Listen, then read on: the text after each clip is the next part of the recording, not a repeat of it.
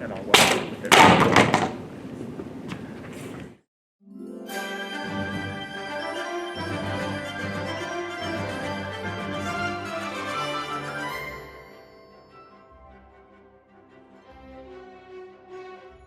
My job on the Three Musketeers is to create all of the fight sequences. And in the Three Musketeers, in this version, there are a lot of fight sequences.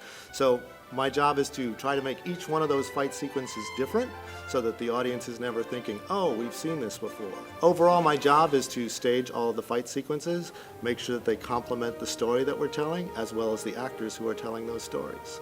We'll be seeing a variety of different styles. One of the things I thought was important in creating the fights for the Three Musketeers is to give all of the Musketeers their own unique sort of fighting style, as well as the two fighting bad guys, Jussac and Rushford. All of those characters have their own fight language, and that fight language will be largely based, like the show, with a footprint in 17th century France, but sort of evolving out of that to maybe some slightly more modern fighting styles. For instance, the actor who's playing Athos has a martial arts background, so we might be featuring some martial arts in his sword fighting.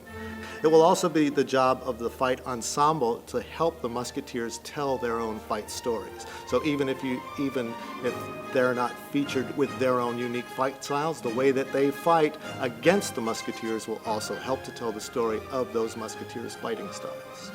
A lot of the fights were mapped out in New York, and then when I got here and met with the actors, we sort of used the map as a blueprint for how we were going to create the sequences. The cast for this Three Musketeers has an exceptional level of stage combat skills, as well as a variety of parkour skills, martial arts skills, dance skills, gymnastic skills that we're all going to try and put on display here at Cleveland Playhouse. So we built the fights from the ground up, again using a blueprint, and then just exploring with the actors, showcasing their skill.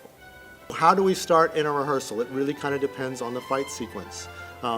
For instance, we'll start in a sword fight very slow, learning the choreography, and then eventually, if it's a big group scene, once all the choreography is placed, we'll put all the actors on the stage and we'll take the swords out of their hands just to make sure that we have room on the stage to move around the stage while swinging swords. Eventually we put the swords back into their hands and move at a very slow pace, eventually building rhythm before speed, so that we're building the rhythm of the fight and the musicality of the fight before we actually start to put speed into the equation.